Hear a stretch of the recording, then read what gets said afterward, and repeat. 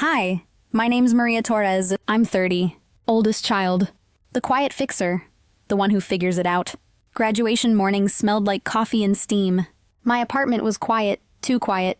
The robe looked ridiculous hanging on the chair, but I was proud anyway. 5 years of night classes. 5 years of fixing everyone else's problems first. I opened Instagram out of habit. First story, Tessa. Big sunglasses. Boarding passes fanned out like cards. Caption, Surprise Italy. Second story, Mom's repost. Her comment, She's the only one who makes us proud. It landed in my chest like a hammer wrapped in silk. I read it twice, then again. No congratulations, no mention of me. Just pride, neatly redirected. A text followed seconds later. Don't be dramatic, Maria. Focus on your ceremony. A photo of their suitcases. Tessa hugging Dad. The dog wearing a scarf that said CIO. I stared at the screen, kettle hissing behind me. And in that noise, something quiet inside me finally clicked. I smiled, opened the bank app, and tapped withdraw. Have you ever been the family fixer? Tell me in the comments. I used to think love meant fixing things. When Mom's car coughed like a dying blender, I paid for a new alternator. When Dad's back gave out, I covered physical therapy. When Tessa needed a laptop for design school, it arrived the next day with a bow. In our family, gratitude had an expiration date. Every favor aged into expectation. They called me practical. They meant obedient, predictable, profitable. I built an emergency fund at Mom's bank. My deposits, my name, her card. Just in case, she said. That case became software, workshops, and weekend flights labeled networking. When I hesitated, Mom sighed. You know you're doing what a good daughter does. A compliment that sounded like a leash.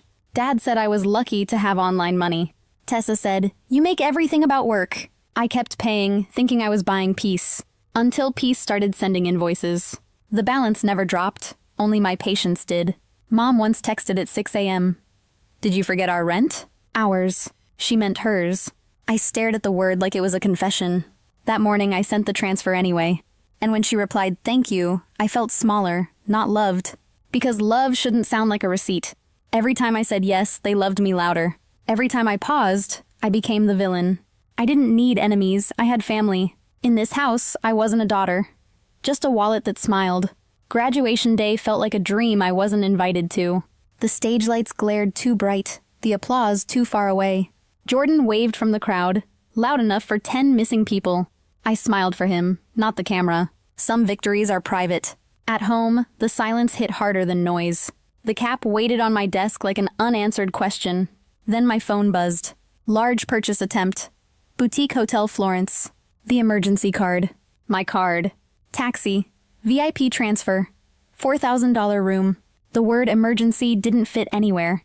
I called Mom. She answered cheerful. Graduate. Don't ruin this day with negativity. Why is the emergency fund paying for a boutique hotel? Everything's an emergency when you're building a future. Whose future? She sighed. You don't have a family of your own. You wouldn't understand. That one stung. The account is mine, Mom. My deposits. My name. What do you want?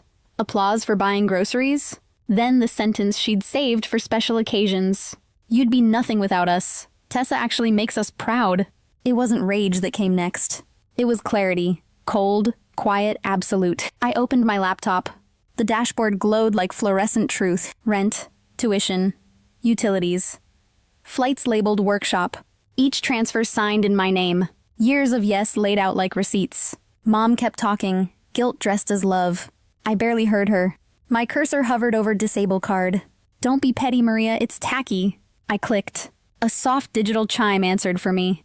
Not revenge, just a boundary in binary. The kind that doesn't scream, only ends. I took screenshots anyway. Proof against revisionist history. The group chat exploded. Dad, don't mess this up. Tessa, if you ruin my trip, I'm blocking you. I attached one PDF, every deposit circled. This isn't a family fund, it's mine. The card disables at midnight. Plan accordingly. Read receipts lined up like a verdict. Mom typed, deleted, typed again.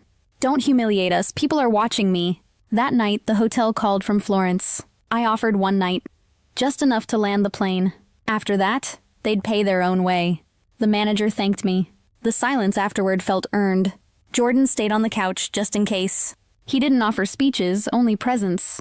I slept like someone underwater. then surfaced. Morning brought light, coffee, and quiet resolve. I wrote 3 rules on a sticky note. 1. My accounts are mine. 2. Emergencies are rare. 3. Love needs no receipt. I stuck it to the monitor and smiled. Tonight, Florence learns the card is dead. The next morning, my inbox looked like a guilt museum. Messages from relatives I hadn't spoken to in years. Aunt Donna, your mother is exhausted. Be kind. Uncle Ray. Family doesn't shut each other out. Even a neighbor I barely knew. You're breaking your mother's heart. Each line carried the same subtext. Undo the boundary. Be small again. They didn't care what happened. Just that peace looked tidy on the outside. I stared at the screen until the words blurred, coffee cooling beside me. For once, I didn't reply. I let their noise die in the inbox. I opened my dashboard instead. Orders shipped. Refunds cleared. Numbers that stayed where I left them. Numbers that didn't guilt-trip me. The calm felt almost foreign. Stability without obligation. At 12:07 a.m., another text slipped through. Mom. The only contact still on favorites. The hotel says the card declined. Fix this now. 10 minutes later. If Tessa has to stay somewhere cheaper, that's on you forever. I didn't answer. Jordan was asleep on the couch, one arm over his eyes. I stared at the ceiling until dawn and realized something wild. Peace isn't always quiet. Sometimes it's the absence of panic. By morning, Mom had rallied the troops. Cousins, aunts, anyone who'd ever borrowed my Wi-Fi. The family chat burned. Selfish. Ungrateful. After all they've done for you. Then my favorite line. Tessa is the only one who tried to make something beautiful. I almost laughed. Instead, I muted the thread. The day moved on without their noise. I hired a logistics consultant, onboarded a new packer, and learned the office coffee machine leaks if you overfill it. Small, real problems. Ones I could actually solve. That night, my phone buzzed again. An unknown number from Florence, a hotel manager, polite and tired. He asked if the card would be reactivated. I said no, but I'd pay for one more night so my family could adjust. He thanked me. I thanked him. It was the easiest conversation I'd had in months. A week later, they came home. Mom's first text. We're back. I hope you're proud of yourself. Then, you embarrassed us in front of everyone. I typed, you did that yourselves. Deleted it. Sent, hope your flight was safe. She called. I didn't answer. Twice. Then a voicemail. Do you know how humiliating it was to move hotels? The sentence told me everything. She wasn't sorry about the lie. She was sorry she got caught. I didn't respond. The silence that followed wasn't punishment. It was a boundary finally holding. And for the first time in years, I could breathe without asking permission. 2 weeks after they returned, Mom called again. Her voice was syrup sweet, the kind she used when she wanted something. Sunday dinner, she said. Just us. Let's clear the air. I hesitated, then agreed. Not because I missed them, because I wanted to see who they were without my money holding them together. I brought a pie from the corner bakery, the kind she used to like. Their house looked smaller than I remembered. No music, no smell of dinner. Just tension pressed into the air like static. Mom opened the door with that too bright smile. There's my girl, she said. Her eyes flicked down to the pie box. You didn't have to. I know, I said, walking past her. Dad sat at the table silent. Tessa scrolled her phone, pretending not to see me. Mom started serving food that tasted like apology reheated too many times. So, she began. Italy was complicated.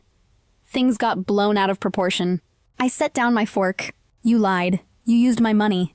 You called me selfish for saying no. Which part got blown out? She blinked, then smiled the way people do when they're losing control. You make everything sound so harsh. It was harsh, I said. You just didn't feel it because I was paying for the cushion.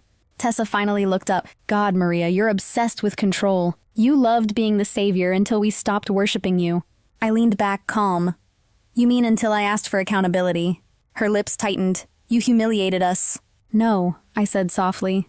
You did that when you used a fund labeled emergency for a vacation and called it ambition. Dad cleared his throat. Enough, we're family, we move on.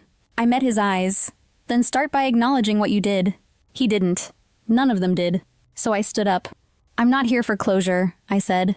I'm here to make something clear. You don't get access without respect. You don't get comfort without honesty. If you want a relationship, it starts with truth, not guilt. Mom's voice cracked. We were scared. You're all we had. No, I said. I was convenient. There's a difference. The room went quiet, just forks and breath. Then Mom whispered, "You sound just like your father when he's angry." I smiled. Maybe he finally taught me something useful. I took my coat, left the untouched pie on the counter, and walked out without slamming the door. The quiet followed me down the driveway. Not victory, not loss, just balance returning to its rightful place. The weeks after that dinner were quiet, almost unsettlingly so. No calls, no guilt messages, just mornings that started without dread. I focused on my work, my health, and the little things I'd ignored for years. Cooking breakfast, reading before bed, remembering what peace sounded like. Then one Sunday, Mom called again. Her voice was softer this time. "We're having dinner. Come if you want." I almost said no. Then I realized wanting wasn't the same as needing. So I went. The table looked smaller. The food was simple. Tessa wasn't there. Mom placed a photo beside my plate. Me at 6, holding a paper volcano. "You've always made me proud," she said quietly. I just didn't say it right. Her voice trembled, and for the first time, she didn't sound like someone defending herself. She sounded human, tired, regretful, and real. Something in me softened, not for the past, but for the chance to stop carrying it. It wasn't a full apology, but it was real. And that was enough. We talked about work, not money. About her garden, not guilt. When I left, she hugged me. Careful, not claiming, just connection. At home, I placed the photo on my desk. Next to it, a note I wrote to myself months ago. "You don't fund love, you live it." For the first time, those words felt true. Boundaries hadn't broken my family. They'd finally shown who was willing to rebuild, and who wasn't. If you've ever been made to feel guilty for choosing peace, remember, walking away isn't cruel. It's clarity. It's self-respect. And maybe, it's the first step to coming home to yourself.